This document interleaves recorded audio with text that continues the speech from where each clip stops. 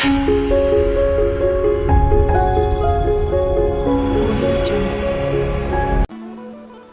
ये सुंदर भाव गा गा करके हम रसिक जनों के भाव गाने लगे हैं।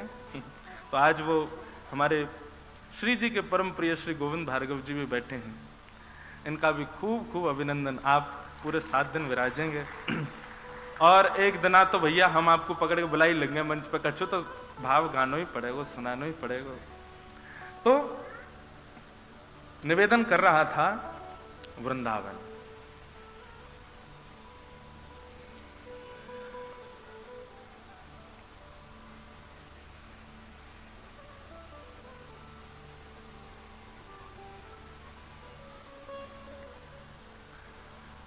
ऐसे वृंदावन में हम आप सब बैठे हैं, कथा श्रवणार्थ बैठे हैं।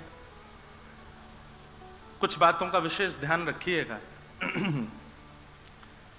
एक तो नित्य दोपहर के समय कथा है, जो लोग संकल्पित हो रहे हैं कि हम 7 दिन सुनेंगे, उनके लिए ये विशेष रूप से है। जो आते जाते रहेंगे वो तो कोई आपत्ति नहीं। यहां की रज को नित्य माथे से तिलक लगाइए। वृंदावन आकर के बिहारी जी, राधा रमन जी, राधा वल्लभ जी आदि आदि मंदिरों में ठाकुर जी के दर्शन करने का महत्व है, पर उससे भी बहुत ज्यादा महत्व है यहां के ब्रजवासियों को प्रणाम करने का। हम सत्य बता रहे हैं, आप जिस दिन इस महत्व को समझ जाएंगे उस दिन ठाकुर जी आपसे प्रसन्न हो जाएंगे। और इसके पीछे ये कोई साधारण केवल मंच से कहने वाली बात नहीं है। हम आपको इसके पीछे कारण भी बता सकते हैं कि वैष्णवों को प्रणाम करने का परिणाम क्या होता है। भक्त के अंदर सबसे प्रिय गुण जो ठाकुर जी को लगता है वो है दीनता। वैष्णव जितना दीन होगा, जितना सरल होगा, जितना सहज होगा, ठाकुर जी को वो उतना प्रिय होगा। और जब आप वैष्णवों को प्रणाम करते हैं, ब्रजवासियों को प्रणाम करते हैं, संत महापुरुषों को वंदन करते हैं, तो आप दीन बनते हैं। कदापि कई बार ठाकुर जी को प्रणाम करने से आप दीन नहीं बन पाते। ठाकुर जी को तो सब प्रणाम करते हैं, उनके आगे तो सब झुक जाते हैं। झुकना तो तब माना जाए जब आप ठाकुर जी को भजने वाले वैष्णवों के आगे झुको, वो दीनता बनाएगी आपके अंदर। इसलिए दीनता का यदि गुण भीतर लाना है, हमको दीनता का गुण इसलिए नहीं लाना है कि हमसे कोई और रीझे, हमको इसलिए लाना राधा रमन जी हमसे रीझे। और वो दीनता का गुण वैष्णवों को प्रणाम करने से आता है। वैष्णव कौन है? वृंदावन से बाहर अगर आप पूछो तो जिसके तिलक हो वैष्णव है, गले में कंठी माला हो वैष्णव है, शिखा हो वैष्णव है, भेष आवरण से लग रहा है कि हाँ वृंदावन जाता है या ठाकुर जी को बसता है तो वैष्णव। लेकिन वृंदावन में चलते फिरते जो दिख जाए सब वैष्णव है। यहां तो सबको प्रणाम करो। यहां पर तो अयोग्य व्यक्ति जिसमें अवगुण ही अवगुण हो वो भी वैष्णव है, उसको भी प्रणाम ही करो। कई बार हमको लोग बोलते हैं, बोले महाराज जी वृंदावन में कई लोग ऐसे घूमते रहते हैं, भांग का गोला खा करके, गाल में जो है तंबाकू दबा करके, और बड़े ऐसे अजब ढंग से घूमते हैं, गलत गलत करते हैं। हमने कहा भाई अवगुण देखो ही मत ना, कैसे भी घूम रहा है, वृंदावन के भीतर प्रणाम कर लो, उसको वंदन कर लो, वो भी वैष्णव है। उसके अंदर यही गुण मान लो कि चलो वृंदावन में तो है, इसी भाव से आप प्रणाम करो। वो गलत कर रहा है वो भोगेगा, पर आप उसको वंदन करो। वैष्णव प्रणाम ये लक्षण जीवन में लाना प्रारंभ कीजिए। आप सत्य मानिएगा, आप जितना वैष्णवों को, जितना भक्तों को, जितना हरि चिंतन करने वालों को प्रणाम करेंगे, उतनी जल्दी आपके विकार खत्म होते चले जाएंगे।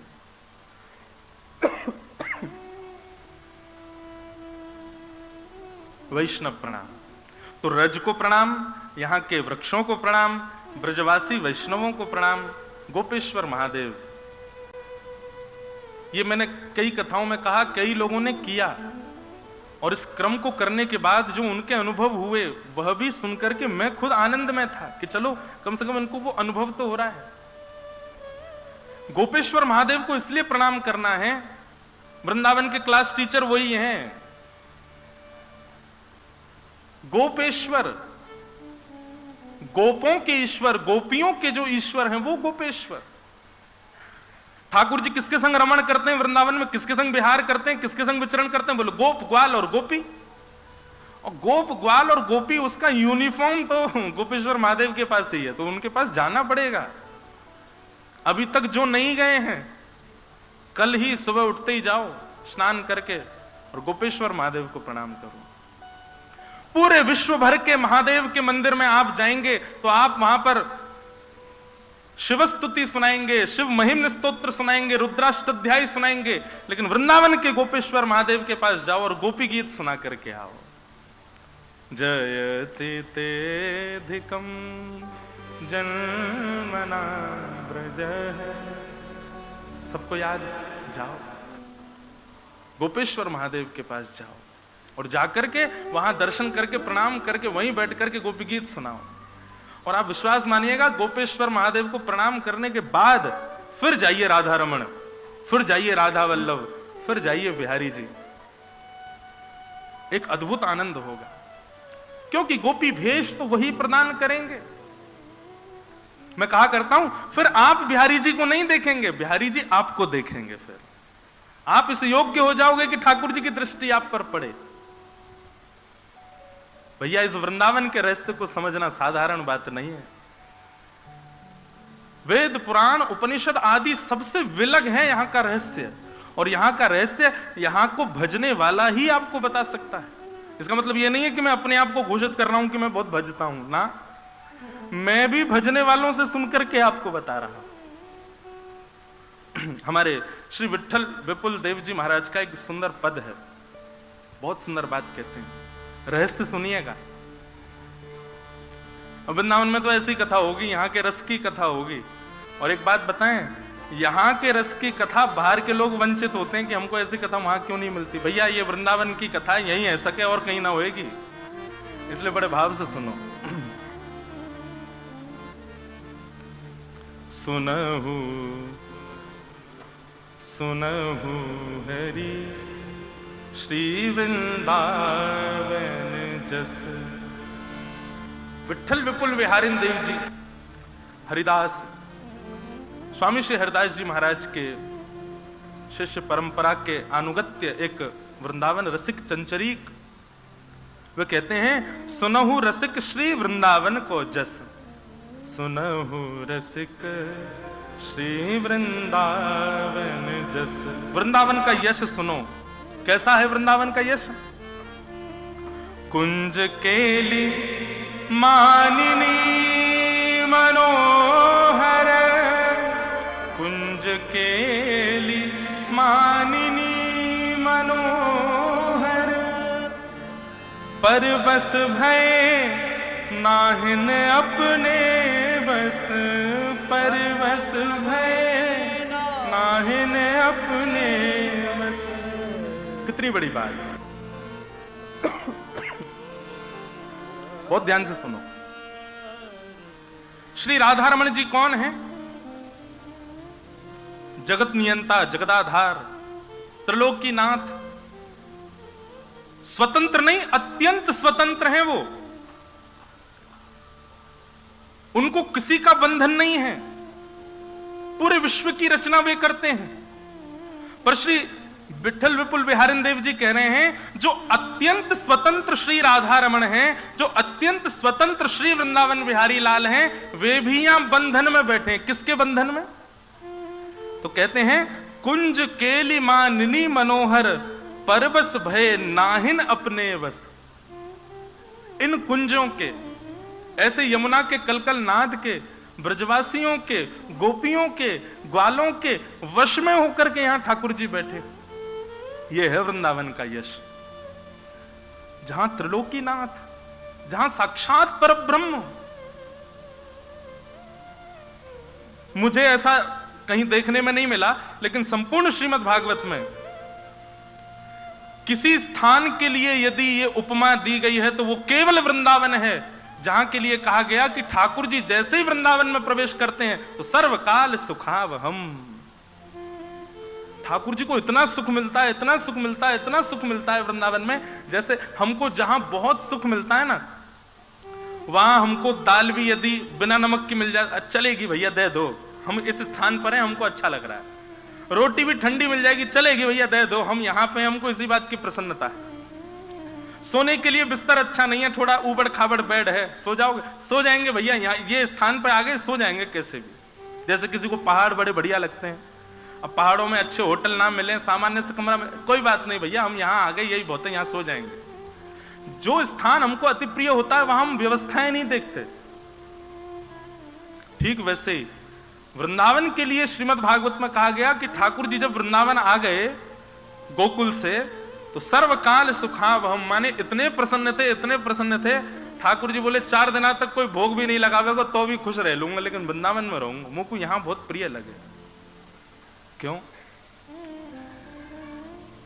कुंज केली मानिनी मनोहर, परबस भय नाहिन अपने वश, इहि वन नित्य नवीन युगल वर, इहि वन नित्य नवीन युगल वर, द्रुमदल दिव्य श्रवण सलितालस, द्रुमदल दिव्य श्रवण सलितालस, विठ्ठल विपुल विनोद बिहारी को, श्री विठ्ठल विपुल विनोद बिहारी को, पान कियो चाहत रसना रस,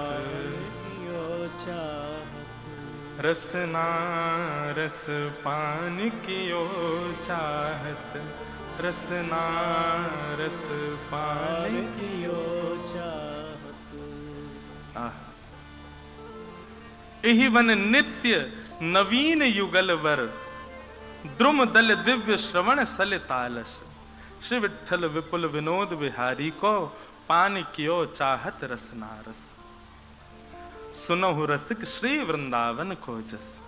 ये वृंदावन का यश है, जिस वृंदावन में आकर के अत्यंत स्वतंत्र श्यामा श्याम, अत्यंत स्वतंत्र श्री राधा रमण लाल, जो किसी के वश नहीं है, वो इस वृंदावन के वश हैं, इसलिए ये वृंदावन अति दिव्य है।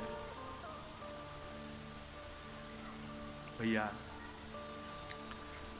बहुत भाग्य है हमारे कि ये वृंदावन हमें प्राप्त भयो है। बस ये वृंदावन अब चित्त में विराजमान हो, तन तो यहां आ गए हो, अब ये वृंदावन हमारे मन में आ जाए बस, और तब मानियो कि निर्विघ्नता से आप वृंदावन पधारे हो। तो ऐसो वृंदावन, वहां को यश तो हम सुनेंगे ही, बीच बीच में ये पद प्रस्फुटित होते रहेंगे, भाव आते रहेंगे, आप सब सुनते रहना। आओ अब आज प्रथम दिवस है, कथा का महात्म, हम लोग उसमें प्रवेश करें और फिर बीच बीच में वृंदावन लीला, वृंदावन रस, वृंदावन महिमा, अमृत आदि श्रवण करते रहेंगे। श्रीमद् भागवत के महात्म में हम लोग प्रवेश करते हैं। सच्चिदानंद रूपाय विश्वोत्पत्त्यादि हेतवे तापत्रय विनाशाय श्री कृष्णाय वयं नमः।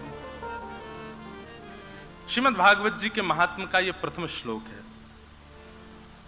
सच्चिदानंद रूपाय विश्वोत्पत्त्यादि हेतवे। ठाकुर जी के 3 रूप बताए गए हैं। सबसे पहला सत्य, दूसरा चैतन्य और तीसरा आनंद। सबसे पहली बात, ठाकुर जी परम सत्य हैं, और इस परम सत्य का कारण क्या है? जिसके सामने आने पर आप असत्य को छुपा ना पाओ, वो परम सत्य है। कई बार ऐसा आप लोगों ने भी अनुभव किया होगा, जिनके गुरु होंगे, जिन्होंने गुरु दीक्षा ली है, आप सबसे जो बातें छुपा रहे थे या सबसे जो बातों का आप जिसका प्रकाश नहीं कर रहे थे, गुरुदेव के सामने जाने के बाद आपके मन में ऐसा भाव आया कि इनसे वे बात कह दें, या फिर अत्यंत विश्वास जिस पर होता है उससे अपने मन की वो बात कहने का मन होता है। परंतु गुरुजन और अत्यंत विश्वास का पात्र व्यक्ति हमेशा आपको मिलेगा ऐसा नहीं है, पर ठाकुर जी तो नित्य आपके सामने है। ठाकुर जी जिस स्थान पर विराजमान है उस स्थान का ऑरा ऐसा हो जाता है, वहां का वातावरण ऐसा हो जाता है कि आप वहां बैठ गए तो यह निश्चित है कि आप अपने चित्त के भाव कहोगे ही कहोगे ठाकुर जी से। क्यों? क्योंकि वो सत्य है।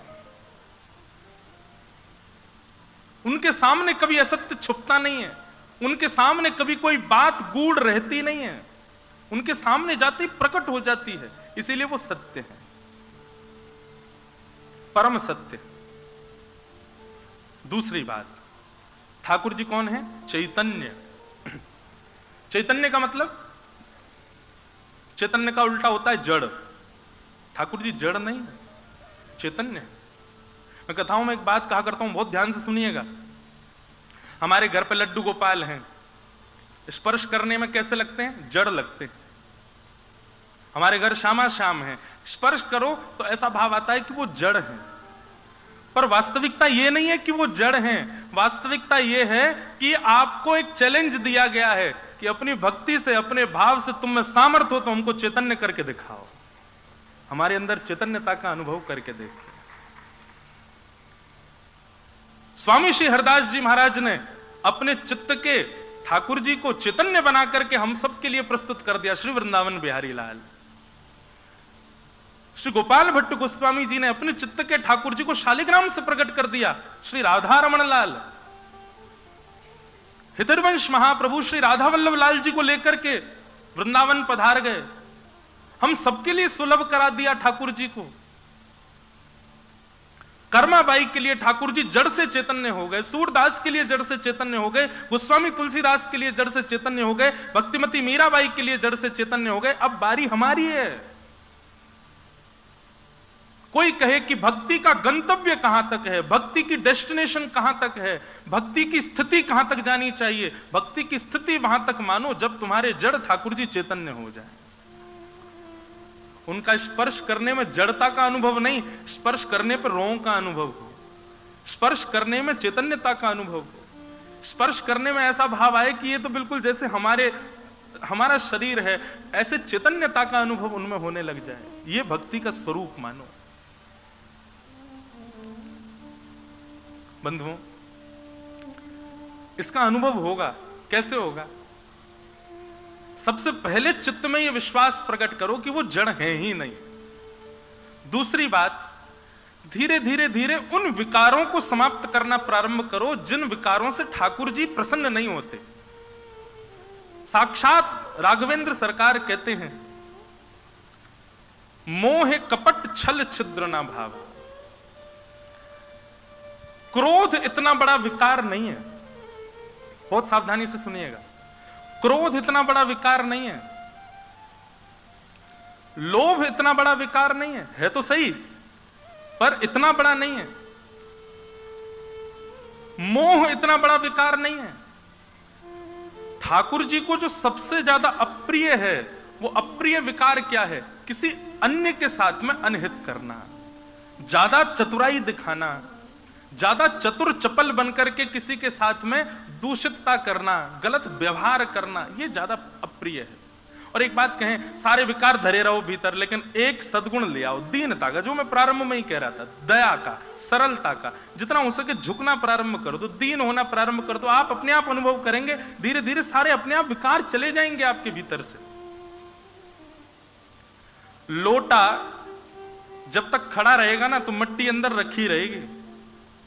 लोटे को जब टेढ़ा करोगे, लेटाओगे, धीरे धीरे उसके अंदर की जो मिट्टी है अपने आप खलने लग जाएगी बाहर, और एक समय आने पर वो पूर्ण रूपेण शुद्ध हो जाएगा। फिर उसके बाद किसी पवित्र नदी में उसको डुबा करके थोड़ा जल लेकर के मांझ करके उसको ले लो, बिल्कुल पीने योग्य, आपके उपयोग के युक्त हो जाएगा। ठीक वैसे ही मानव में अत्यंत विकार युक्त मिट्टी पड़ी है, धीरे धीरे झुकना प्रारंभ करें। विकार जब निकल जाएंगे ना तब अपने आप ऐसे सत्संग रूपी नदियां प्राप्त होंगी। उनमें जब स्वयं को डुबो दोगे, अपने आप भीतर से शुद्ध पवित्र हो जाओगे। और फिर उसी जिस प्रकार वो पात्र शुद्ध होने पर उसमें दूध पियो, उसमें रसमलाई डाल लो, उसमें आम रस पी लो, ठीक वैसे ही आप जब शुद्ध पवित्र हो जाओगे, आप भी एक पात्र हो। आपके इस पात्र में, आपके इस हृदय रूपी पात्र में सुंदर भक्ति का रस भर करके श्यामा श्याम ही अधरों से लगा करके पान कर लेंगे। बस इस भाव को समझना है। अवगुणों पर काम करना ये तो हमारा एक स्वभाव होना चाहिए, पर सबसे पहले एक गुण भीतर लाओ, दीनता। मैं कथा में एक बात कहा करता हूं, ठाकुर जी से कभी अनुष्ठान करके, व्रत करके, प्रार्थना करके हम लोग वरदान मांगते हैं ना।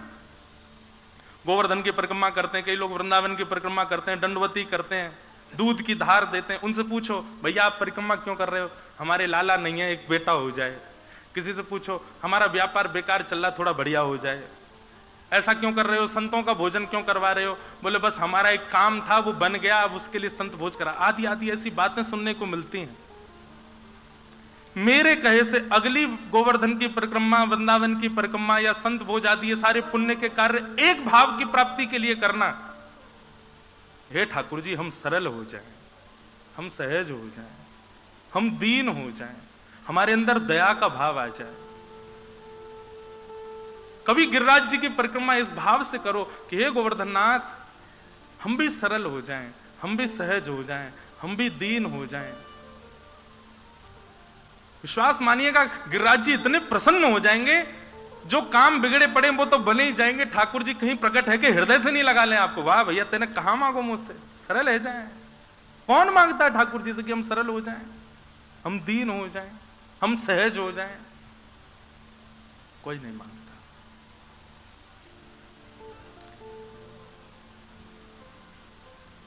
ठाकुर जी से मांगना क्या चाहिए? हमारे अष्ट सखा गाते हैं,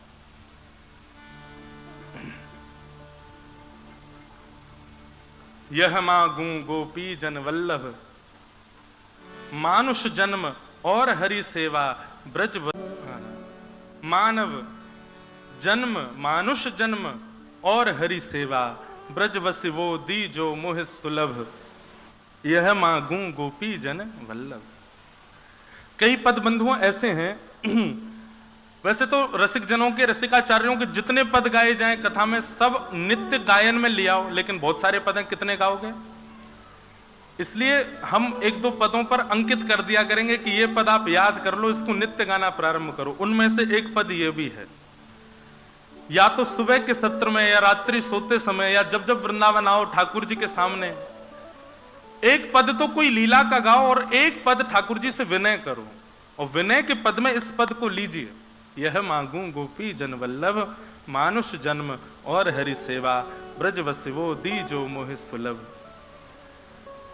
नित पत उठ यमुना जल नहाऊं, ब्रजवासिन को दास कहाऊं, वल्लभ कुल को हूं चेरो, हरिदासिन को हूं चेरो, हरिवंशीन को हूं चेरो, रामानुजन को हूं चेरो, जाकुल में है सके। ठाकुर जी मुंह को दीक्षित कराए दो।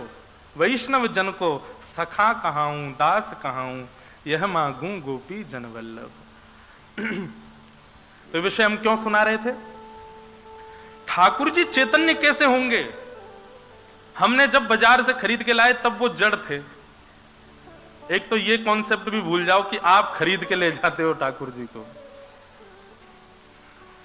मुझसे कोई कह दे कि महाराज जी हम कल ही ठाकुर जी खरीद के लाए हैं, वाह, ब्रह्मा नहीं खरीद सकता उनको, शंकर जी नहीं खरीद सकते, पूरा ब्रह्मांड बिक जाए तो नहीं खरीदो, तुम खरीद लाए ठाकुर जी को? कई लोग कहते महाराज जी जयपुर में हम लोग बनवा रहे हैं ठाकुर जी, मार्वल के ठाकुर जी। कैसे कह सकते हो आप ये बात? कोई कहे सस्तो, कोई कहे महंगो, पर ये मोल से नहीं आते हैं, ये तो आवत प्रेम के मोल रे, मैंने लियो रे गोविंदा। वास्तव में ठाकुर जी आपका चयन करते हैं, आप ठाकुर जी का चयन नहीं करते। दुकान में बैठ करके ये छोटे हैं, ये मोटे हैं, ये पतले हैं, ये गोरे हैं, ये कारे हैं, ये सुंदर हैं, ये ज्यादा सुंदर हैं, ये इस प्रकार से गोपाल जियों में जो ये भेद है, ये आप नहीं करते हैं। बल्कि ठाकुर जी विचार करते हैं, जो कंजूस है आगे संग में ना जाऊंगा, सो ये आपके मन में आता है, ये वाले नहीं दूसरे दिखाओ। तब पीछे खिड़की में बैठे एक ठाकुर जी कहे, हाँ याकू मैं झेल लूंगा, मुझे दे दो। वो जैसी आता, हाँ ये बढ़िया है, इनको दे दो। आप नहीं चुनते हैं, ठाकुर जी चुनते हैं आपको। इसीलिए अनुभव करना कभी, आप घर घर में, हम तो घर घर जाते हैं, ठाकुर जी देख के हमको पता चल जाता है कि ये अर्चक जो है ये कंजूस है, कि ये लोभी है, कि ये क्रोधी है, कैसा। ठाकुर जी की सेवा से ही पता चल जाती है। क्यों? ठाकुर जी उसके अनुरूप आए हैं उसके पास। तो ठाकुर जी जड़ अनुभव इसलिए करवाते हैं कि तुम में सामर्थ्य हो तो हमको चैतन्य बना के दिखाओ। मंदिरों में हम जाते हैं, इतने नियम होते हैं मंदिरों के। इतने बजे ठाकुर जी सो जाएंगे, इतने बजे ठाकुर जी उठ जाएंगे, पैंट पहन के अंदर नहीं जा सकते, अपरस की सेवा है, पुजारियों को भी नहीं छू सकते, रसोई घर में सब नहीं जा सकते, जो जाएंगे मुंह पे कपड़ा बांध के जाएंगे। एक दिन ये सब विचार करते करते मेरे को मन में विचार आया, मैंने कहा पूरी दुनिया को बंधन से मुक्त कराने वाला खुद कितने बंधन में रहता है। हम फिर भी 4 बजे उठने वाले 4:30 उठ जाएंगे, 5 बजे उठ जाएंगे, कभी कभी 7 बजे उठ जाएंगे। पर ठाकुर, कभी सुना राधारमण लाल जी की 5:30 मंगला आरती होती है, आज 8 बजे हुई ना। अनादि काल से बेचारे 5:30 बजे ही उठते, चाहे रात में लेट हो जाएंगे सोने में। कितने नियमों में ठाकुर जी रहते हैं। क्यों? हमारे आपके लिए। तुम में सामर्थ्य होए तो अपनी भक्ति से, अपने अपने अपने अहम बल से मेरा नियम मत तोड़वाना, नहीं तो अपराध होगा। तुम्हारी भक्ति में बल हो तो हमारा नियम तोड़वा के दिखाओ। बिना नहाए धोए ठाकुर जी का भोग नहीं बनता, लेकिन कर्मा बाई के भाव ने बिना नवे धोए ठाकुर जी का भोग बनाया भी, अपने हाथ से खवाऊ दियो। ठीक उसी प्रकार हम आप सबको चैलेंज है, बेटा तुम में हिम्मत है तो अपने भक्ति भाव से हमको चैतन्य करके दिखाओ, हम हो जाएंगे चैतन्य। तो ठाकुर जी का पहला रूप क्या है? सत्य। ठाकुर जी का दूसरा रूप है चैतन्य। और ठाकुर जी का तीसरा रूप क्या है? आनंद। जिस प्रकार सेकंड क्लास में जाने के लिए फर्स्ट क्लास पास करनी पड़ेगी, थर्ड क्लास में जाने के लिए सेकंड क्लास पास करनी पड़ेगी, कॉलेज में जाने के लिए हायर 11th 12th आदि सब अच्छे मार्क्स क्रॉस करके जाओगे तब तुम होगा, ग्रेजुएशन कर पाओगे, हायर स्कूल्स में कॉलेजेस में एडमिशन होगा। ठीक वैसे ही सबसे पहले ठाकुर जी का सत्य स्वरूप जानना पड़ेगा, फिर उनको जड़ से चैतन्य करना पड़ेगा, उसके बाद ये तीसरा वाला सुख मिलेगा जिसको हम कहते हैं आनंद। ठाकुर जी आनंद देंगे, फिर सुख नहीं मिलेगा, फिर आनंद मिलेगा। और सुख में और आनंद में बहुत अंतर होता है। सुख सदैव संसार की वस्तुओं में मिलता है, और सुख का एक नियम है कि वो उतनी अनुपात में मिलेगा तो ही आपको अच्छा लगेगा, उससे अधिक मिलेगा या उससे कम मिलेगा तो आपको अच्छा नहीं लगेगा। पर आनंद का स्वरूप कैसा होता है? जितना ज्यादा मिलेगा उतना कम लगेगा। और बार बार, मतलब ऐसा समझ लो जैसे पानी पीने पर प्यास बुझती है, ये सुख है। पानी जब दिखता है, पानी जब ओष्ठ से लगता है, पानी जब अधर से भीतर जाता है, तब तक वो सुख लगता है। लेकिन जैसे जैसे घूंट भीतर जाती है, धीरे धीरे वो सुख कम हो जाता है। फिर एक गिलास जल देख करके आप जितने प्रसन्न हो रहे थे, दूसरे गिलास का जल भले ही रखा रहे, कितना भी समूह पानी का आ जाए, उसके प्रति ज्यादा रुझान नहीं होगा। इसको कहते हैं सुख। पर आनंद का स्वरूप कैसा होता है? जितना जल पान करोगे उतनी प्यास बढ़ेगी, उतनी ज्यादा उत्सुकता आएगी, और पान करूं, और पान करूं, और मिले और मिले और मिले, ऐसी भावना जहां प्रस्तुत हो उसको आनंद कहते हैं। इसलिए ये एक पैरामीटर भी है नापने का। क्या नापने का? कि वास्तव में वृंदावन रस आपको प्राप्त हुआ है कि नहीं। वृंदावन आने के बाद पुनश्च यहां से जाने की अवधि का इंतजार प्रारंभ हो जाए, यहां से जाने की इच्छा प्रकट हो जाए, और जाकर के आप अन्य कार्यों में लगकर के वृंदावन को विस्मृत कर जाओ, तो निश्चित समझ लीजिएगा कि अभी वृंदावन रस का जो अनुपात है वो क्षणिक मिला है आपको।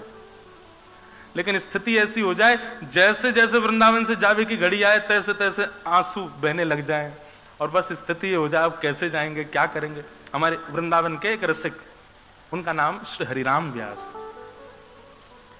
हितरिवंश महाप्रभु के चरण सेवक श्री हरिराम व्यास जी ओरछा के राजा मधुकर शाह के गुरुदेव थे। अब कथा तो बहुत लंबी चरित्र है, वो वृंदावन आ गए थे। हरिराम व्यास जी सब जगह गए भारत में, विद्वान थे, अपनी विद्वत्ता से सबको परास्त करने जाते थे, पर जब वो वृंदावन आए तो यहां से कभी जा ही नहीं पाए। क्यों नहीं जा पाए, एक आध दिन कथा में हम कभी सुनाएंगे वो चरित्र भी। पर हरिराम व्यास जी वापस नहीं गए वृंदावन से, अब तो वृंदावन में ही रहने लगे, वृंदावन में ही सुख लेते, वृंदावन में ही आनंद करते। ओरछा के राजा मधुकर शाह को अपने गुरुदेव की इतनी याद आई कि उसने सैनिकों को भेजा कि जाओ जाकर के हमारे गुरुदेव श्री हरिराम व्यास जी को लेकर के आओ। सैनिक गए, हरिराम व्यास जी नहीं गए। तो मधुकर शाह ने विचार किया सैनिकों के भेजने पर नहीं आएंगे, ब्राह्मणों की बहुत मानते हैं, मैं ब्राह्मणों को भेजूंगा तो वो आ जाएंगे। सब लोग इधर देखो, सावधानी से कथा सुनो सब।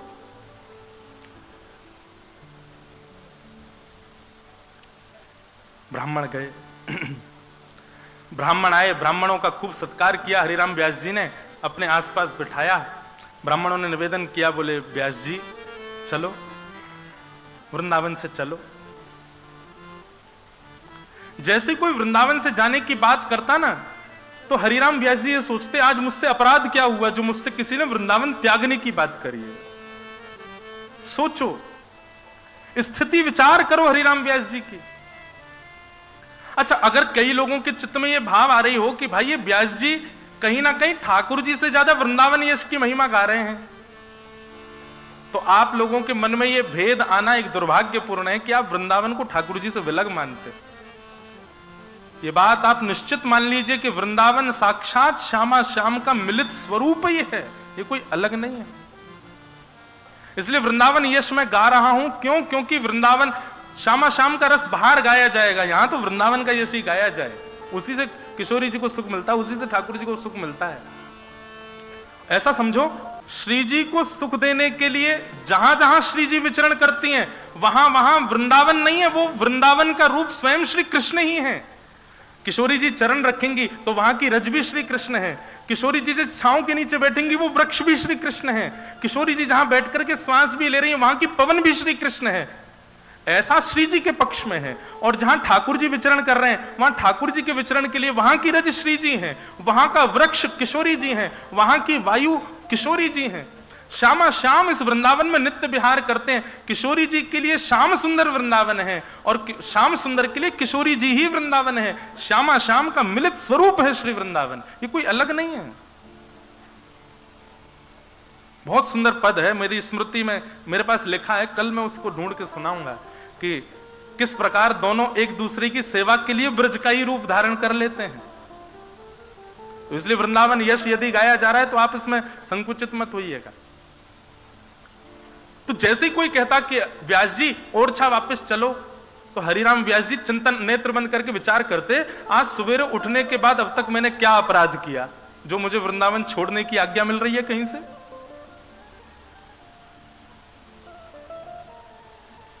दुनिया भर की बातें हरिराम व्यास जी से कर लो तब तक कोई दिक्कत नहीं, लेकिन जरा सा कोई कह देता कि ओरछा के राजा मधुकर शाह जी आपको बहुत याद करते हैं, आप ओरछा कब जाओगे।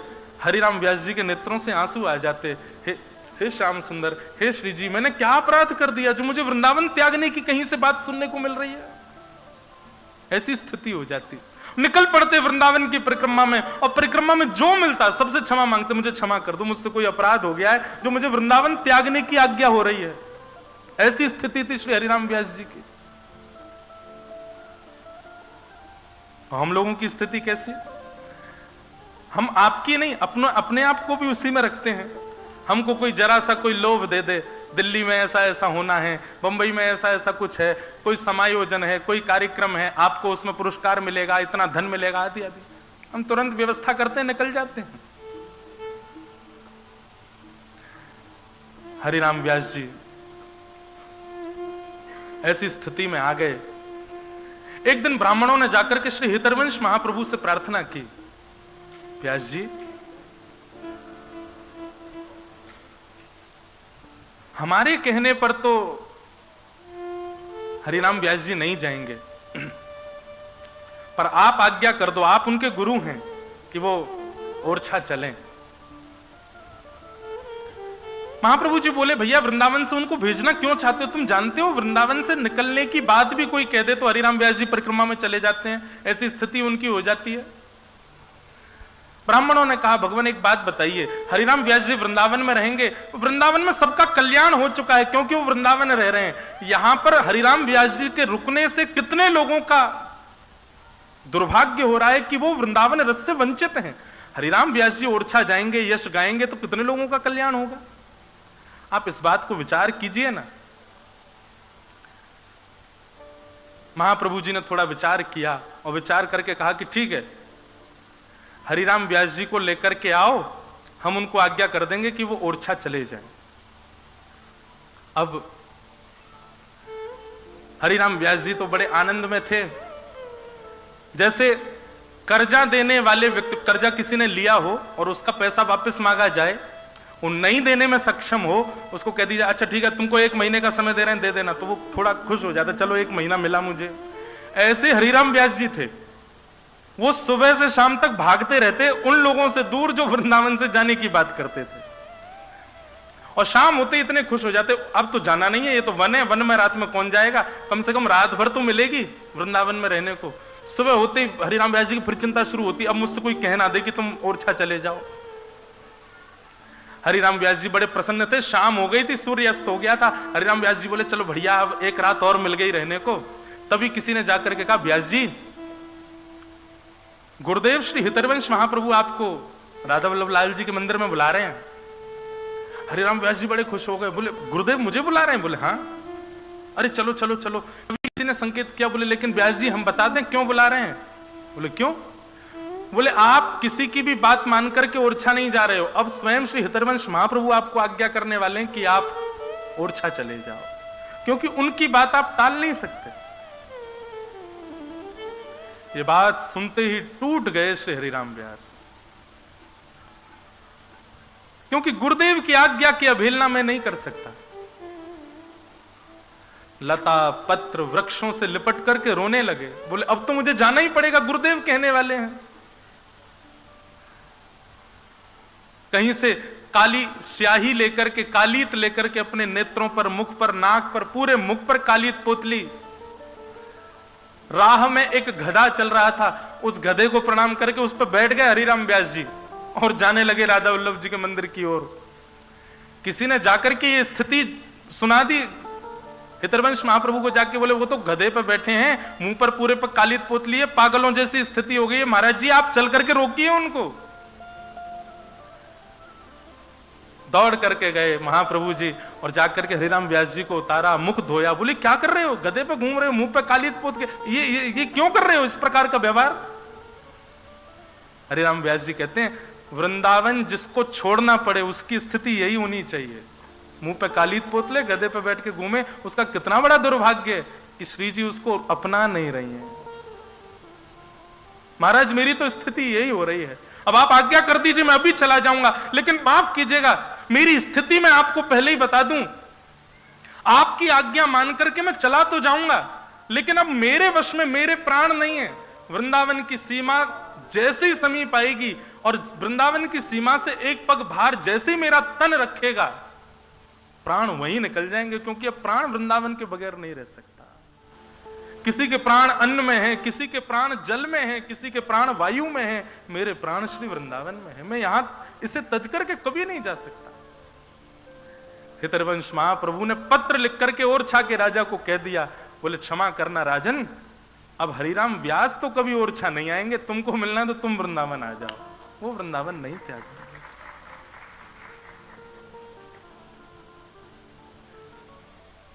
हमको तो सब पक्ष देखना पड़ता है। अब इस पक्ष का यदि मैं भाव व्यासपीठ से रखता हूं तो कहीं ना कहीं यहां बैठे कई लोग ऐसे हैं जो जिनका जाना अनिवार्य है वृंदावन से, वो क्या करें? देखो भैया, वैसे तो वृंदावन छूटना ही नहीं चाहिए, लेकिन हाँ, मन को सांत्वना मिल जाए उसके लिए इतना है। ऐसा श्री वृंदावन, भागवत में एक जगह वर्णन आता है, वृंदावन प्राप्त करने के लिए यदि कोई तपस्या का विधान हो तो वो क्या है? बोले बद्रिक आश्रम में यदि कोई व्यक्ति तपस्या करे और तपस्या करते हुए प्राणों की आहुति दे दे वहीं तप करते करते, तो बद्रीनाथ में तपस्या का फल यह होगा कि उसको वृंदावन में जन्म मिल जाएगा। और उसी का परिणाम है कि स्वयं श्रीमन नारायण शंख चक्र गदा पद्मधारी चतुर्भुज रूपधारी श्रीमन नारायण भगवान बद्रीनाथ में बैठ करके नित्य तप क्यों कर रहे हैं?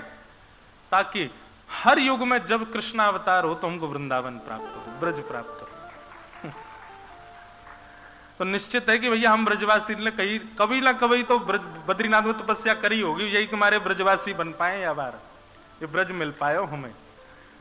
तो भैया ये ब्रज बड़ा दुर्लभ है, बड़ा आनंददायी है। हम क्या करें, आज तो कथा में अद्भुत ही हो रहा है, वृंदावन के आगे हम जा ही नहीं पा रहे, कथा हमसे हो ही नहीं रही, वृंदावन ही वृंदावन निकल रहा है मुख से। और ये भूमि का प्रभाव है, ये सही बता रहे हैं, बाहर होता नहीं है। बाहर लोग कई कथा कराते हैं तो वो कहते हैं महाराज जी वृंदावन रस सुनाइए, वृंदावन के पद सुनाओ। मंच पे बैठते ही भूल जाता हूं मैं, याद ही नहीं आते मुझको।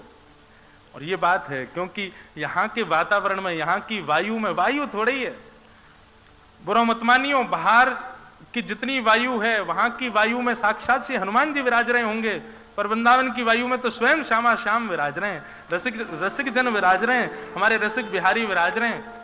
वे आकर के वायु के रूप में स्पर्श करें तो वही निकलेगा जो यहां है। घड़ा में लोटा डाल करके निकालोगे तो वही निकलेगा जो भरो होगो, जल होगो तो जल निकलेगा, शरबत होगो तो शरबत, दूध होगो तो दूध, छाछ होगी तो छाछ। और वृंदावन में यदि आप हमारी मुख रूपी टोटी खोलोगे तो यहां तो यही निकलेगा जो है। चलो फिर से कथा में चले हैं। सच्चिदानंद रूपाय विश्वोत्पत्त्यादि हेतवे तापत्रय विनाशाय श्री कृष्णाय वयं नमः। भगवान के तीन रूप हैं, सच्चिदानंद रूपाय। वृंदावन के भी तीन रूप हैं। वृंदावन भी सत्य है। सत्य क्यों है? क्योंकि कभी वृंदावन का प्रलय नहीं होता। बंधुओं, पृथ्वी से लेकर के कहां तक है, रसातल से लेकर के और ब्रह्मलोक तक सबका प्रलय होता है। अच्छा, प्रलय होता किसका? प्रलय उसका होता है जो ब्रह्मा ने बनाया है, जो ब्रह्मा के द्वारा निर्मित है। तो पाताल से लेकर के, रसातल से लेकर के और ब्रह्मलोक तक सब ब्रह्मा ने बनाया है। लेकिन वृंदावन ब्रह्मा की कृति नहीं है। श्रीधाम वृंदावन को तो स्वयं श्री जी ने बनाया है। श्री राधा करा वरिचित पल्लव बल्लरी के, स्वयं श्री किशोरी जी ने अपने हाथों से निर्माण किया है श्रीधाम वृंदावन का। यहां ब्रह्मा की गति नहीं चलती है, ब्रह्मा की स्थिति नहीं चलती है। इसलिए वृंदावन सत्य है, वृंदावन चैतन्य है। चैतन्य क्यों है? ना जा पाओ राधा रमण, ना जा पाओ राधा वल्लभ, ना जा पाओ वृंदावन बिहारी लाल। अरे हम ब्रजवासी हैं, इतनी भीड़ आती है मंदिरों में कि हम ब्रजवासी स्वयं नहीं जा पाते मंदिरों में। तो इसको मतलब कहा है, हम लोग दर्शनार्थी नहीं है, हम लोग भावुक नहीं है, हम लोगों को इच्छा नहीं होती दर्शन की। नहीं, वृंदावन में बैठे रहो, कछु मत करो, यहाँ की हवा लेते रहो, वही में ही सब आनंद है, वही में सब सुख है। क्योंकि साक्षात चैतन्य है, ये साक्षात चैतन्य स्वरूप है। अच्छा, एक बात और कहूं, वृंदावन में राधा रमण जी केवल आपको गोपीनाथ बाजार में ही दिख रहे हैं, बिहारी जी केवल किशोरपुरा में ही दिख रहे हैं, राधा वल्लभ जी केवल सघन कुंज यमुना तट पर ही दिख रहे हैं। तो ये आपका बहुत बड़ा दुर्भाग्य है। राधा रमण जी काउदना कोई गली में ही दिख जाए, ऐसी गली में जहां राधा रमण जी को मंदिर ही नहीं, वहां राधा रमण जी दिख जाए। और कई बार होता है, कई वैष्णव लोग ऐसा बताते हैं, आते हैं दर्शन करके, बोले महाराज जी हम एक गली में गए थे, वहां गली में गए, वहां पे एक मंदिर था, वहां मंदिर में दर्शन किए, वो तो कोई और ठाकुर जी थे ही नहीं, वो तो राधा रमण जी थे। हमने कि वो होंगे तो कोई और ही ठाकुर, पर तुम्हारी दृष्टि में ठाकुर जी बैठ गए, आप जहां देख रहे हो वहीं राधा रमण जी दिख रहे हैं। तो मतलब केवल वही मंदिरों में ही आपको ठाकुर जी दिख रहे हैं। तो ये आपका दुर्भाग्य है। आप तो जहां देखो वहीं राधा रमण, जहां देखो वहीं बिहारी जी, जहां देखो वहीं राधा वल्लभ जी प्रकट हो, ये भाग्य है। तो सत्य है वृंदावन, चैतन्य है वृंदावन। और आनंद है वृंदावन। आनंदाम बुद्धिवर्धनम प्रतिपदम। इतनी भीड़ बढ़ गई वृंदावन में, लेकिन आनंद फिर भी कम नहीं हो रहा। जब एकांत वृंदावन होता था, इतनी भीड़ नहीं थे, 4-5 रसिक जन ही घूमते रहते थे, उस समय का वृंदावन भी खूब सुख देता था। आज इतनी भीड़ बढ़ गई है, लेकिन आज भी सुख देता, आज भी आनंद देता है वृंदावन। यहां का आनंद कभी कम नहीं होता। तो सच्चिदानंद वृंदावन भी है। आनंदाम बुद्धिवर्धनम प्रतिपदम। तो सच्चिदानंद रूपाय, भगवान के 3 रूप हैं। विश्वोत्पत्त्यादि हेतवे, विश्व की उत्पत्ति करना, पालन करना और संहार करना, ये भगवान के 3 काम हैं। तापत्रय विनाशाय, 3 प्रकार के तापों का जो उपशमन कर देते हैं, आदि दैविक, आदि भौतिक और आध्यात्मिक। श्री कृष्णाय वयम नमः। ऐसे श्री कृष्ण को हम बारंबार प्रणाम करते हैं। एक विषय बंधुआ आपके बीच कहना है, तापत्रय विनाशाय। 3 प्रकार के ताप होते हैं। ताप का मतलब होता है कष्ट। 3 ही प्रकार होते हैं कष्ट के। उन 3 प्रकारों में सेक्शंस बहुत सारे होते हैं, पर 3 ही प्रकार के कष्ट हम मानवों के जीवन में आते हैं, आदि दैविक, आदि भौतिक और आध्यात्मिक। या तो आप स्वास्थ्य से पीड़ित हो, अपने आप से ही दुखी हो, अपने स्वास्थ्य से, अपने व्यवहार से, अपनी बुद्धि से, अपनी मानसिकता से, या फिर किसी अन्य के द्वारा आपको कष्ट दिया जाता है, और तीसरा कष्ट का कारण होता है दैविक दुख, जो देवताओं के द्वारा आपको दिया गया है। ये 3 ही दुख के कारण होते हैं, चौथा कोई कारण नहीं होता। पर कृष्णाश्रित लोगों के, वृंदावन आश्रित लोगों के, श्रीजी आश्रित लोगों के जीवन में कष्ट कम हो जाते हैं, ऐसा नहीं है। कई लोग आध्यात्मिक पथ, भक्ति पथ इसलिए स्वीकार करना चाहते हैं कि इस पथ पर चलने से हमारे दुख दारिद्र कम हो जाएंगे। एक बात कहूं, स्पष्ट कहूं, कोई लाग लपेट ना करके कहूं, कम नहीं होते। जो इस भाव से आए हैं आध्यात्मिक पथ पर कि हमारे कष्ट कम हो, उनके कष्ट कम नहीं होते, कुछ दिन के लिए टल जाते, बाद में आएंगे, भोगना तो पड़ेगा। लेकिन जो भक्ति पथ पर इस भाव से नहीं आए कि हमारे कष्ट कम हो, बस श्यामा शाम की प्राप्ति होनी चाहिए, इस भाव से जो इस भक्ति के पथ का अनुगामन करते हैं, उनके जीवन में जितना जल्दी हो सके उतनी जल्दी कष्ट आ जाते हैं। ठाकुर जी भगवा लेते हैं, जल्दी जल्दी निवृत्त हो लो। बहुत सावधानी से सुनिएगा। ये कष्ट क्या है, ये ताप क्या है? हमारी परीक्षाएं हैं। विद्यालय में जाते हो तो परीक्षा तो देनी पड़ेगी। ज्यादा से ज्यादा यह हो सकता है कि किसी कारण से उस समय परीक्षा नहीं दे पाए तो कुछ दिन बाद देनी पड़ेगी, देनी तो पड़ेगी, बच नहीं सकते आप। और जो आध्यात्मिक पथ के अनुगामी होते हैं, इस भाव से नहीं कि हमारे कष्ट दूर हो, बस श्यामा शाम की प्राप्ति के लिए, उनके जीवन में परीक्षाएं बहुत जल्दी जल्दी आ जाती हैं। ठाकुर जी कहते हैं जितना हो सके जल्दी जल्दी भोग लो, निवृत्त हो लो, इससे, इन परीक्षाओं से निवृत्त हो जाओ। अनुभूति नहीं होती।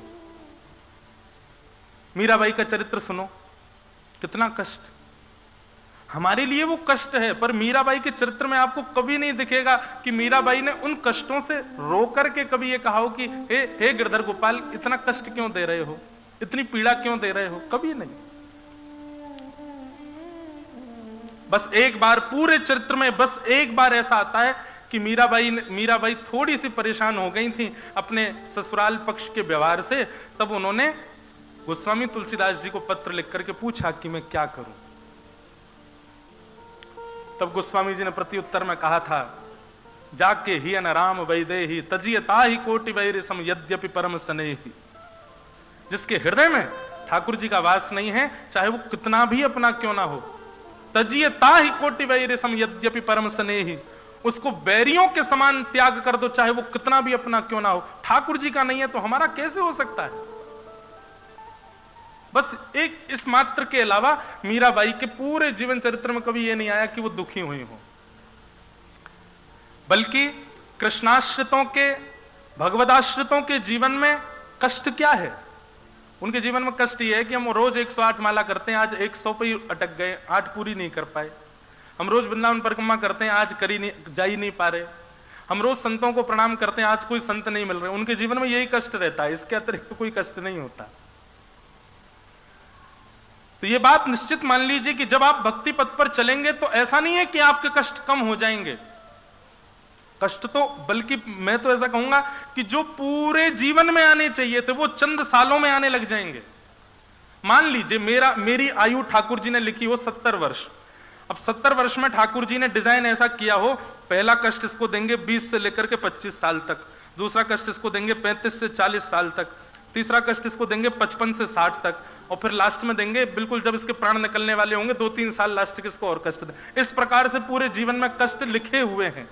लेकिन मैं आ गया आध्यात्मिक पथ पर, भक्ति पथ पर, तो ठाकुर जी क्या करते हैं, खंड खंड खंड में जो कष्ट मिलने वाले थे उन सबको एक ही कर देते हैं, लो एक बार में ही भोगो।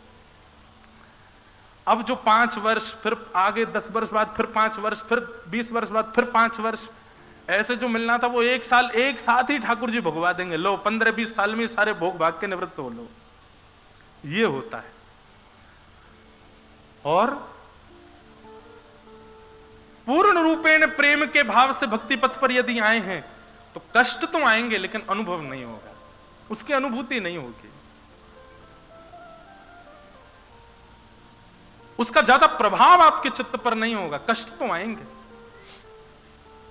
तो इसलिए तापत्रय विनाशाय, ठाकुर जी तापों का विनाश नहीं करते हैं, तापों से होने वाली हमारे ऊपर प्रभावों का विनाश करते हैं, वो प्रभाव नष्ट हो जाता है।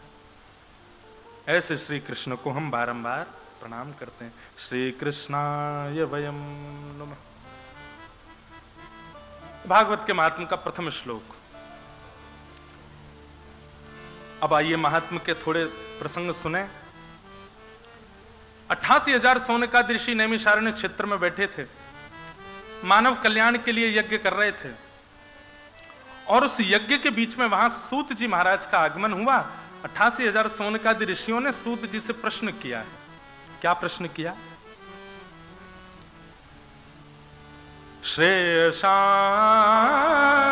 यद्भवेत् श्रेय पावनानां च पावनम्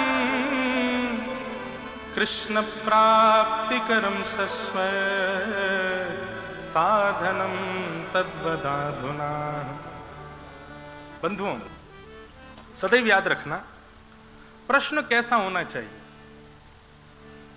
कई बार मैं देखता हूं हमारे वृंदावन के भी कई रसिक जन हैं, परम पूजनीय श्री प्रेमानंद जी महाराज हैं, और भी कई रसिक ऐसे संत हैं जो प्रश्नों के समाधान बताते हैं, पर हमको प्रश्न करने नहीं आते। कई बार प्रश्न सुनकर के मुझे ये लगता है कितने बड़े भाव से वंचित हो गया ये, इतने बड़े स्थान पर जाके पूछ क्या रहा है, वही संसार। प्रश्न कैसा होना चाहिए पहले ये सीखिए।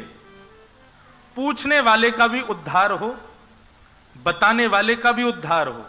अभी क्या होता है, आपका प्रश्न ऐसा है कि आपका ही उद्धार हो रहा है, बताने वाला तो पहले से ही उद्धार कर चुका है अपना। प्रश्न कैसा हो, पूछने वाले का भी उद्धार हो, बताने वाले का भी उद्धार हो, और जो खाली बैठे सुन रहे हैं उनका भी उद्धार हो। तीनों के उद्धार की भावना से प्रश्न होना चाहिए। और ऐसा प्रश्न केवल एक ही है, क्या? कृष्ण प्राप्ति करम शाश्वत। शाश्वत श्री कृष्ण की प्राप्ति कैसे हो, ये मार्ग हमको बताओ। और श्रेयसाम यद भवेत् श्रेय, यहां पर सूत जी महाराज कहते हैं, सौनकादि ऋषि कहते हैं, श्रेष्ठ से श्रेष्ठ, पवित्र से पवित्र और जल्दी से जल्दी भगवत प्राप्ति कैसे होगी, कृष्ण की प्राप्ति कैसे होगी, वो मार्ग हमको बताइए। कितना अच्छा प्रश्न है। बस ये एक ही प्रश्न में पूरी भागवत की कथा सुनाई है। सोचो, प्रश्न ऐसा हो जो पूरे ग्रंथ का निर्माण करवा दे।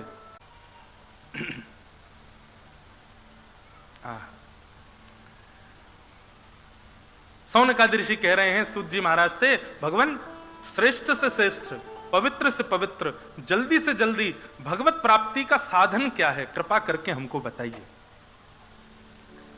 सूत जी महाराज ने जैसे ही प्रश्न सुना, प्रश्न सुनते ही सूत जी महाराज परम आनंदित हो गए, और आनंदित होते ही कहते हैं कि कालव्यालम खग्रास त्रास निर्णास हेतवे श्रीमद् भागवतम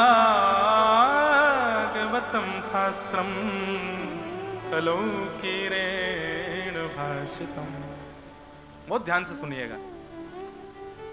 सौनकादि ऋषि कहते हैं, कालव्याल मुखग्रास त्रास निर्णास हेतवे श्रीमद् भागवतम शास्त्रम कलौकीरेण भाषितम।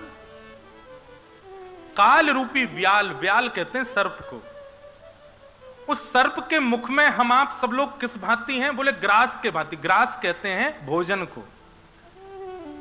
काल यानी कि समय रूपी सर्प के मुख में हम सब भोजन के भांति बैठे हैं। बस ये समझ लो, अभी तक हम जीवित क्यों हैं? क्योंकि हमारे समय रूपी व्याल का पेट भरा हुआ है। जिस दिन उसको भूख लग आई उसी दिन हमको खा जाएगा, हमारी मृत्यु हो जाएगी। मृत्यु का मतलब क्या है? उस फलाने व्यक्ति की मृत्यु हुई मतलब उसके समय रूपी व्याल को भूख लगी, उसने पा लिया। हम लोग जीवित बैठे मतलब हमारा समय रूपी व्याल अभी भी उसका पेट भरा हुआ है। कालव्याल मुखग्रास त्रास निर्णास हेतवे श्रीमद् भागवतम शास्त्रम कलौकीरेण भाषितम। तो ये बात तो सिद्ध है कि व्याल को भूख तो एक दिन लगनी है। बहुत सावधानी से सुनिएगा, सावधानी हटी दुर्घटना घट जाएगी। यहां पे ये बहुत बढ़िया प्रसंग चल रहे हैं, ये अगर निकल गए ना कान से कहीं और तो फिर बहुत बड़े भाव से वंचित रहोगे, इसलिए सावधानी से सुनो। काल रूपी व्याल को भूख तो लगेगी, आज नहीं तो कल लगेगी। कल नहीं तो हो सकता आज रात को ही लगे आवे, और ये भी हो सकता है 1 घंटे बाद ही लगे आवे। कभी भी लग सकती है उसको भूख, और जैसे भूख लगेगी हमारा गोविंदाय नमो नमः। तो उसको भूख लगे उससे पहले पहले भगवत प्राप्ति हमको करनी है। भागवत में एक ये नया सिद्धांत है। अभी तक हमको यह सिद्धांत पता था कि मृत्यु के बाद हमको ठाकुर जी से मिलना है, लेकिन नहीं, भागवत का सिद्धांत है कि मृत्यु आए उससे पहले पहले ठाकुर जी से मिलना है, उससे पहले पहले ठाकुर जी का अनुभव करना है। मृत्यु के बाद की प्रतीक्षा मत करो, मृत्यु आवे तब मिलेंगे ठाकुर जी से। हर क्षण अंतिम हो सकता है, उससे पहले पहले भगवत प्राप्ति कर लो। और वो भगवत प्राप्ति कैसे होगी? बोले श्रीमद् भागवतम शास्त्रम। ये भागवत रूपी जो शास्त्र है ना, इस शास्त्र में जितने भाव बताए गए हैं, जितने मार्ग बताए गए हैं, जितने रूप अनुरूप बताए गए हैं, उन सबका पालन करना प्रारंभ कर दो बस, और कुछ नहीं करना, कृष्ण प्राप्ति हो जाएगी। बहुत सरल और सहज उपाय।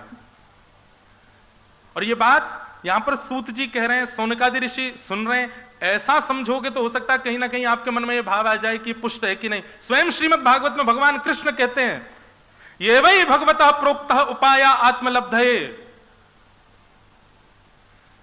उद्धव, मेरी प्राप्ति यदि करनी है तो मेरी प्राप्ति के बताए गए जो उपाय हैं, उन्हीं उपायों का नाम श्रीमद् भागवत है।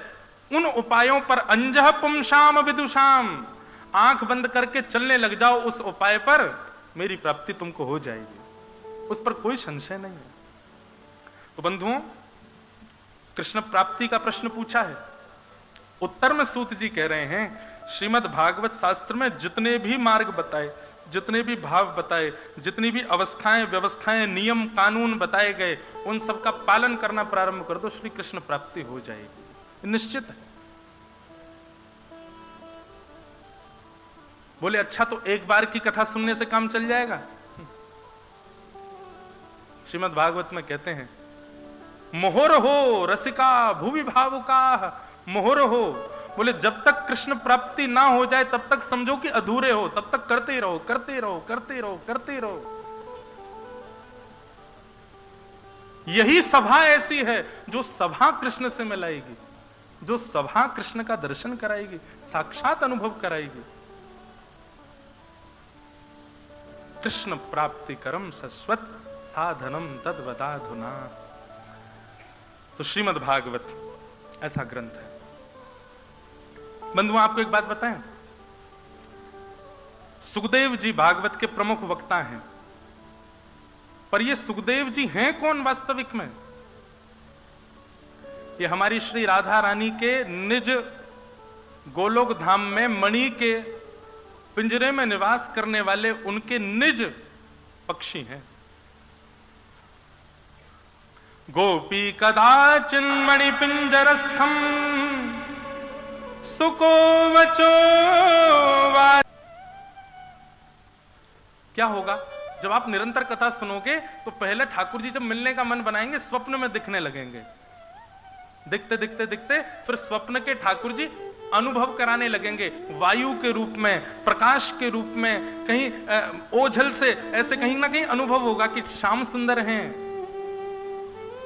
और जिस दिन कृपा होगी, आहा, उस दिन प्रकट हो जाएंगे। तीसरा भाव, पहले स्वप्न, फिर अनुभव, फिर प्रकट होगा वो भागवत से। आप कितना भी अन्योन्य आश्रय कर लीजिए, कितना भी अन्य स्थानों, किन्ने अन्य भावों में चले जाओ, भागवत का आश्रय पकड़ करके नहीं रखोगे, श्यामा श्याम के मिलन में कहीं ना कहीं बाधा रहेगी। इसलिए निरंतर कथा सुनो। ये तो एक नियम। मुझसे कोई लोग बोलते महाराज जी क्या नियम कुछ बताओ। हमने कि एक, बाकी सारे नियम सहज हैं, एक नियम बना लो। क्या 20 मिनट, 15 मिनट, आधा घंटा, जितना हो सके इतना ही कम समय से, 20 मिनट से कम नहीं, कम से कम 20 मिनट रोज सत्संग सुनो, कथा सुनो, और भागवत सुनो तो और अच्छा है।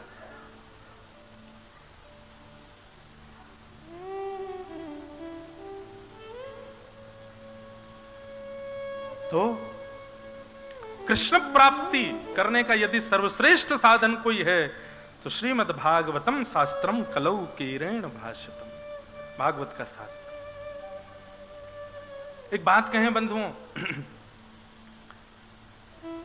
भागवत शास्त्र श्रवण करना केवल श्रवण तक नहीं, उसका पालन करना बहुत जरूरी है, जीवन में उतारना बहुत आवश्यक है। तब आप कहलाए जाओगे भक्ति पथिक।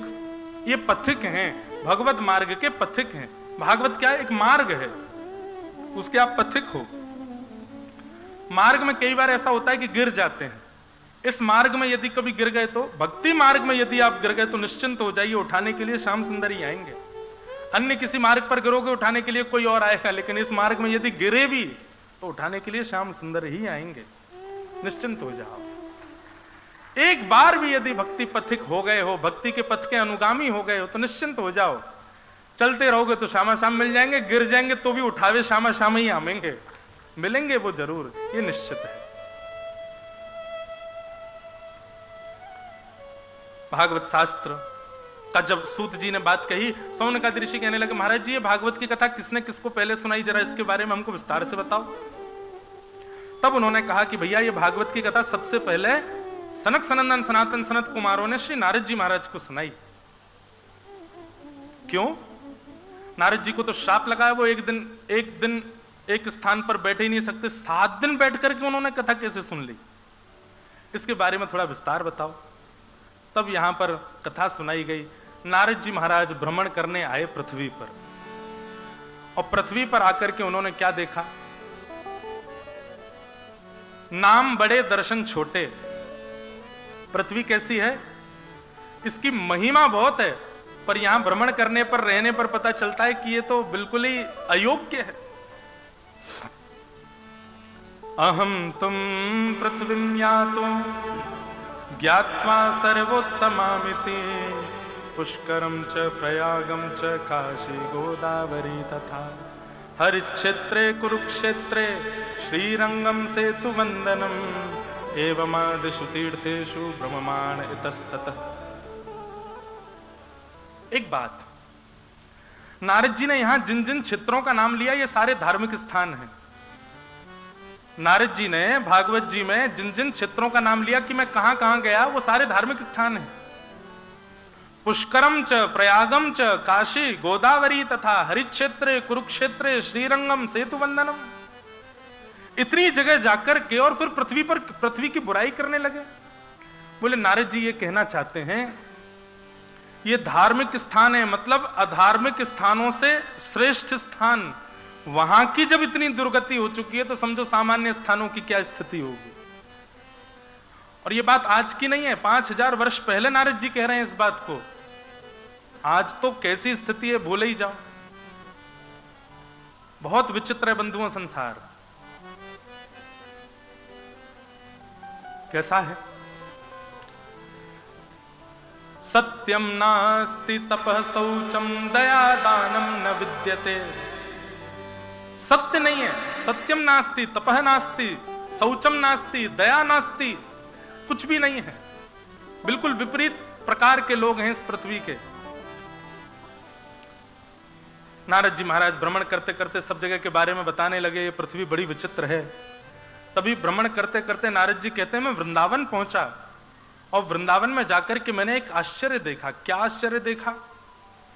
कि यमुना नदी के तट पर एक सुंदरी बैठी है, उस सुंदरी की गोद में 2 वृद्ध लेटे हैं, और वो सुंदरी बहुत विलाप कर रही है। मैंने उस सुंदरी से पूछा कि देवी तुम कौन हो? तब उसने अपना परिचय बताते हुए कहा, अहम भक्तिर्तिख्याता इमो में तनयो मतौ ज्ञान वैराग्य नामानो काल योगेन जर्जरो। मैं भक्ति हूं, और ये दोनों मेरे पुत्र हैं, ज्ञान और वैराग्य। भक्ति का नाम सुनते ही नारद जी तो वहीं दंडवत होने लगे, जय हो भक्ति महारानी, आज तक आपको इतना भजा, पहली बार आपके दर्शन हुए। और ये दोनों आपके पुत्र हैं, इनका नाम क्या? बोले ये ज्ञान है, ये वैराग्य। पर भक्ति महारानी रुदन क्यों कर रही है? तब भक्ति कहती है मैं जहां भी जाती हूं उस स्थान का प्रभाव मेरी आयु पर पड़ता है। मैं सब जगह गई हूं भारत में, जहां जहां गई वहां वहां वृद्धावस्था को प्राप्त होती चली गई, पर वृंदावन पुनः प्राप्य नवीनेव स्वरूपिणी। वृंदावन आकर के मैं तो नवीन हो गई, मैं तो युवान हो गई, पर मेरे पुत्र अभी भी वृद्ध हैं, ज्ञान और वैराग्य। वृंदावन में बंधुओं एक बात है, भक्ति सबके हृदय में है, पर ज्ञान और वैराग्य विहीन भक्ति है। थोड़ा सा इस पर प्रकाश डालेंगे, सावधानी से सुनिएगा। कहीं रोड पर कीर्तन चल रहा हो तो राह चलते हुए भी नाच लेते हैं, मटक लेते हैं। कहीं राधे राधे की गूंज चल रही हो तो चलते फिरते लोग भी राधे राधे कहते, मतलब भक्ति तो है वृंदावन में। लोग सहज ही चलते फिरते, उठते बैठते, खाते पीते भगवत नाम गा लेते हैं वृंदावन में। पर माफ कीजिएगा, ये भक्ति आपको संतोष क्यों नहीं दे पाती है? ये भक्ति आपके चित्त में शांति उत्पन्न क्यों नहीं कर पाती है? क्योंकि भक्ति के पुत्र ज्ञान और वैराग्य से हमने दूरी बना रखी है। और जहां मां प्रसन्न नहीं है, वहां जहां पुत्र प्रसन्न नहीं है, वहां मां प्रसन्न कैसे हो सकती है? वहां मां को प्रसन्नता कैसे हो सकती है? इसलिए ज्ञान और वैराग्य जब तक चित्त में नहीं आएंगे तब तक भक्ति आपको शांति प्रदान नहीं कर पाएगी। माफ कीजिएगा, भक्ति अन्य किसी प्राप्ति के लिए नहीं है, भक्ति शांति प्रदायक होती है। शांति भगवान की बहन का नाम है। जब शांति आती है तभी ठाकुर जी कभी कभी अपने बहन के यहां भोजन प्रसाद पाने आ जाते हैं। जब शांति चित्त में आएगी तभी कभी कभी ठाकुर जी आएंगे, और जब ठाकुर जी को लगे वो कि नहीं शांति के घर का प्रसाद बहुत ही बढ़िया है तो ठाकुर जी वहीं बस जाएंगे। तो शांति चाहिए, पर शांति आए कैसे? भक्ति तो है, पर भक्ति को शांति प्रदान करने के लिए ज्ञान और वैराग्य भी चाहिए साथ में। बिना पुत्रों के मां विचलित हो जाती है। और आज का मानव भक्ति कर रहा है, पर ज्ञान विहीन, वैराग्य विहीन भक्ति। और ये दोनों उसके पुत्र हैं, इनके विहीन भक्ति करोगे कैसे काम चलेगा? बहुत सावधानी से सुनिएगा। आप कहेंगे महाराज जी तो पर ज्ञान क्या करें, कल से पढ़ाई करना शुरू कर दें, गुरुकुलों में जाएं, विद्यालयों में जाके गुरुजनों से पढ़ें, ज्ञान लें? नहीं। ज्ञान का मतलब क्या है? भागवत में ज्ञान का मतलब विवेक, और विवेक का मतलब होता है सही और गलत की पहचान। ये ज्ञान, इसको ज्ञान कहते हैं। बहुत पढ़ लिख लेना, बहुत नॉलेज हो जाना ज्ञान नहीं है। मैं कहा करता हूं कथा में, कई बार बहुत हायर एजुकेशन लेने वाला व्यक्ति भी ऐसे निर्णय ले लेता है कि लोग कहते हैं पढ़ा लिखा गंवार। अनपढ़ गंवार कम होते हैं, अनपढ़ विद्वान ज्यादा होते हैं, बल्कि पढ़े लिखे गंवार ज्यादा हो जाते हैं लोग। ज्यादा पढ़ लिख लेना, ज्यादा नॉलेज हो जाना, ज्यादा पता होना, यह ज्ञानी होने का मतलब नहीं है। ज्ञानी होने का मतलब है विवेकी होना, सही गलत की पहचान होना। आपको भूख लगी, घिया ले आए, टमाटर ले आए, आलू ले आए, नमक ले आए, मिर्च ले आए, हल्दी ले आए और सब रसोई घर में जाकर के रख दी और फिर रोने लग गए। बोले क्यों? सामान तो सब ले आया हूं मैं, फिर भी पेट नहीं भर रहा मेरा। अरे उसको काटना पड़ेगा, बनाना पड़ेगा, अनुपात से मसाले डालने पड़ेंगे, समय अनुसार उसको पकाना पड़ेगा, पका करके उसको फिर जो जो उसमें सामग्री डलनी चाहिए उनका अनुपात पता होके डालना पड़ेगा, पका करके तब थाली में डालोगे तब पेट भरेगा ना। आजकल क्या होगा, ज्ञानी का मतलब हम लोग समझते हैं वस्तुओं को इकट्ठा कर लेना। वस्तुओं को इकट्ठा कर लेना ज्ञान नहीं है, वस्तुओं को पका करके स्वयं का उपभोग स्वयं के भीतर उड़ेलना ही ये ज्ञान कहलाता है। आपको रामायण जी याद है, आपको भागवत जी याद है, आपको महाभारत याद है, आपको वो याद है, ये याद है, इतने सारे ग्रंथ से कहीं से भी कोई कथा पूछ लो सब याद है। उत्तर मीमांसा, पूर्व मीमांसा, चारों वेदों के श्लोक याद हैं, सब कुछ पता है। तो आप ज्ञानी हो? नहीं। उस ज्ञान से स्वयं का और स्वयं के संबंध में आने वाले, संपर्क में आने वाले लोगों का कल्याण कर रहे हो तो आप ज्ञानी हो।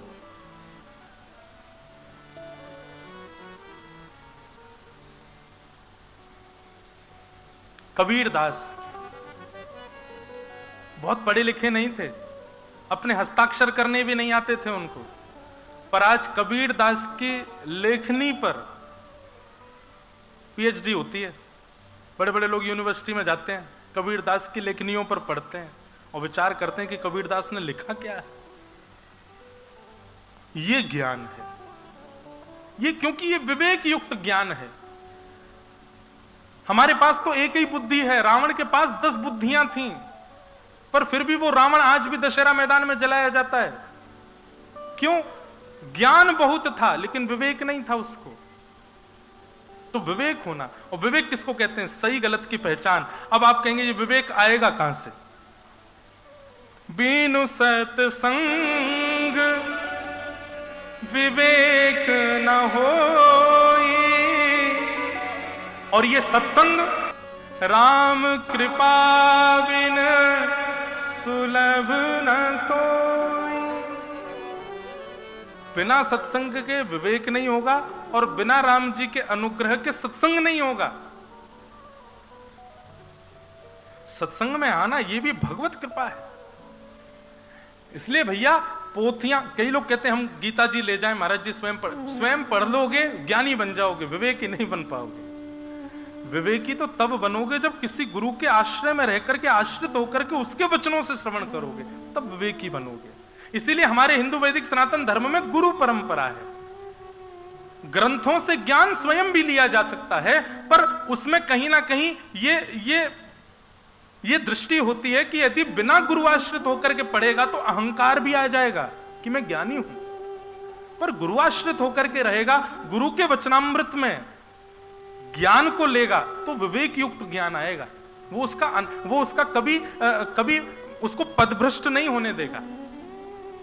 इसलिए गुरु सन्मुख होकर के ज्ञान लेना उसको विवेक कहते हैं। ऐसा ज्ञान लीजिए, जहां से मिल जाए वहां से लो, जितना मिल जाए उतना लो और जितना ज्यादा हो सके उतना लो। तो यह है ज्ञान। ये भक्ति को प्रसन्न करने का उपाय बता रहे हैं। सत्संग करो, जितना हो सके गुरुजनों को सुनो। आजकल एक चीज और हो गई है, मैं अपनी मंच से किसी की निंदा स्तुति तो नहीं करता हूं, पर एक बात कह रहा हूं। व्यास मंच जिस प्रकार से दूध में मिलावट आ गई है, मिठाइयों में मिलावट आ गई है, सब्जियों में मिलावट, व्यासपीठ पे भी मिलावट आ गई है। बस इतना ही कहूंगा, मिलावट तो आ गई है, पर फिर भी आपकी दृष्टि में कभी भेद नहीं आवे व्यास के लिए कि ये अच्छे हैं, ये बुरे हैं, ये श्रेष्ठ हैं, ये अश्रेष्ठ हैं, मुझे इनकी कथा नहीं बढ़िया लगती, मुझे ऐसा मत करो। सबको सुनो, सबसे मिलो। श्री चैतन्य महाप्रभु, उनका नियम था, यदि वो उनको गलती से पता चल जाती ना कि हम जिस मार्ग से जा रहे हैं उस मार्ग में एक गांव है, उस गांव में किसी के घर पर सत्यनारायण की कथा चल रही है, सामान्य कथा चले तो भी चैतन्य महाप्रभु बिन बुलाए पहुंच जाते थे। कथा चल रही है, बैठेंगे सुनेंगे थोड़ी देर, एक बार एक व्यक्ति की कथा में पहुंच गए। अब वो व्यक्ति जो था वो केवल धन कमाने के लिए कथा व्यास मंच का प्रयोग कर रहा था। कोई आता जाता उसको कुछ था नहीं, कुछ भी बोल रहा था। चैतन्य महाप्रभु आ गए तो और उसकी जीभ लड़खड़ा गई और उल्टा सीधा बोलने लगा। लेकिन चैतन्य महाप्रभु की स्थिति क्या थी? ऊर्ध्वबाहु होकर के नेत्रों से अविरल अश्रुधार। हाँ नाथ, हाँ नाथ, कितनी सुंदर कथा, कितनी मधुर कथा। हृदय पर हाथ रख के कहते आहा कितना मधुर भाव। आसपास सब जो शिष्य मंडली थी चैतन्य महाप्रभु की, वो सब सोचने लगे, विचार करने लगे, ऐसा तो कुछ बोल ही नहीं रहा जो गुरुजी इतने भावुक हो रहे हैं, इतने भाव विभोर हो रहे हैं, ये तो बल्कि गलत और बोल रहा है और ये इतने भाव में जा रहे हैं।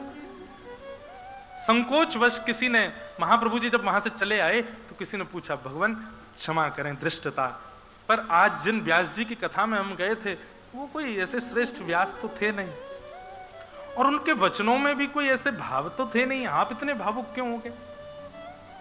क्षमा कर। चैतन्य महाप्रभु कहते हैं, तुम लोग परखने गए थे क्या कि व्यास जी अच्छे हैं कि बुरे हैं? अरे वो कुछ ना भी कह रहे थे तो क्या हुआ? वो कृष्ण तो बोल रहे थे, वो माधव तो बोल रहे थे, वो मधुसूदन तो बोल रहे थे, वो हरिनाम तो अपने मुख से बोल रहे थे। और विश्वास मानो वो जब जब कृष्ण बोलते, माधव बोलते, मधुसूदन बोलते, नृसिंह बोलते, हरि बोलते, जो भी भगवान नाम उच्चारण करते, वो नाम ही मेरे चित्त में प्रकट होकर के मुझको दर्शन दे रहे थे। उनसे ये शिक्षा हमने प्राप्त की कि कभी किसको परखिए मत। परखने की जिम्मेवारी हमारी है ही नहीं है, ये ठाकुर जी पे छोड़ो। आप मत परखो किसी को, ये श्रेष्ठ हैं, ये अश्रेष्ठ हैं, ये भक्त हैं, ये कुभक्त हैं, आदि आदि, इस प्रकार का भाव रखना ही नहीं है अपने को। सबके प्रति एक निष्ठ भाव रखो, किसी के प्रति भी कुभाव मत रखो। तो भक्ति को पुष्ट यदि करना है तो उसके लिए पुत्रों को पुष्ट करना पड़ेगा, और भक्ति का पहला पुत्र है ज्ञान। और वो ज्ञान भी कैसा ज्ञान? गुरु मुख से मिला हुआ ज्ञान, यानी कि सत्संग। उसको जितना हो सके नित्य लेना प्रारंभ करो, भक्ति आपकी पुष्ट होगी। भक्ति को पुष्ट करने का दूसरा उपाय, उसके दूसरे पुत्र को स्वीकार करो। दूसरा पुत्र कौन है? वैराग्य।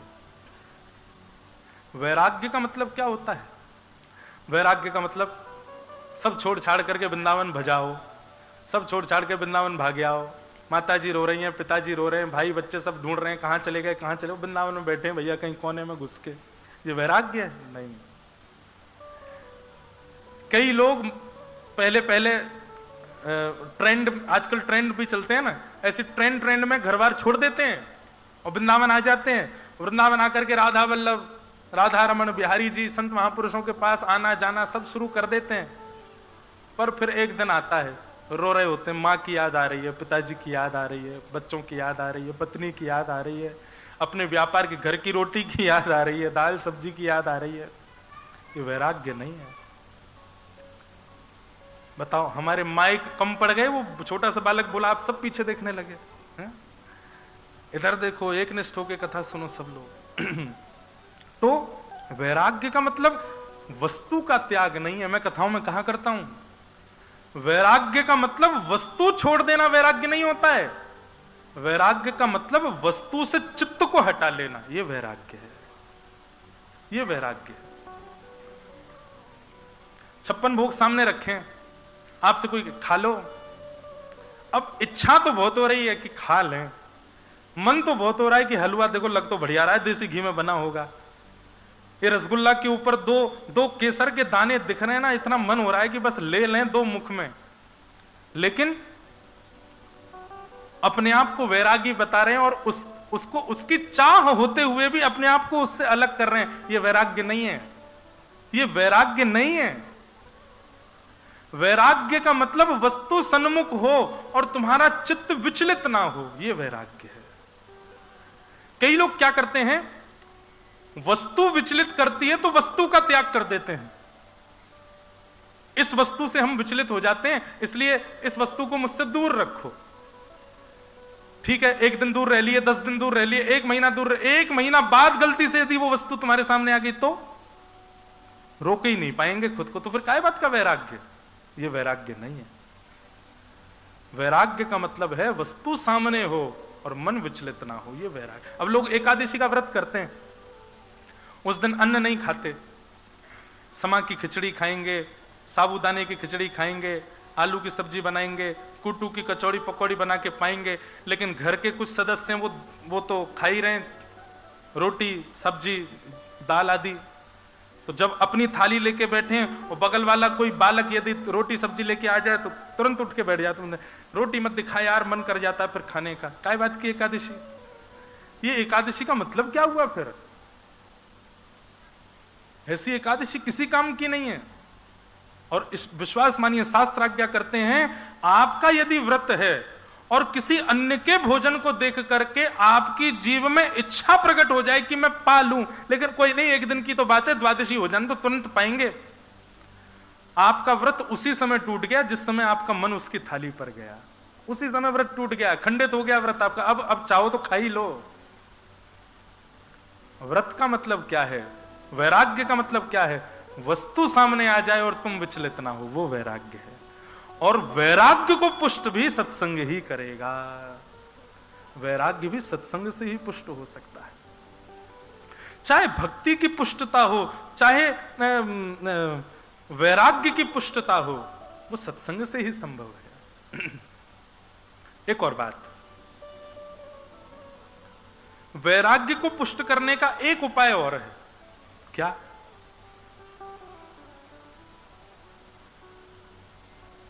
उस स्थान का, उस वस्तु का, उस भोज्य पदार्थ का, उस वस्त्र का, उस व्यक्ति का त्याग कर दीजिए जो भगवत संबंधी ना हो। जिस वस्त्र को पहनने से आप संसारी दिखते हो, उस वस्त्र को पहनिए मत। कई लोगों के वस्त्रों से ही पता चल जाता है दिल्ली से आए हैं, कई लोगों के वस्त्रों से ही पता चल जाता है मुंबई से आए हैं, कई लोगों के हेयर स्टाइल से ही पता चल जाता है कि ये कोई बड़े शहर से आए हैं। वस्त्र ही बता दे रहे हैं कि आप कहां से हो। आपका भोजन बता देता है कि आप किस प्रकार के भोजन में रुचि रखते हो। आपकी बोली चाली बता देती कि आप कैसी संगति में बैठते हो। उन सब भावों का त्याग करो जिससे आपके ऊपर संसार का प्रमाण होता है कि ये संसारी है।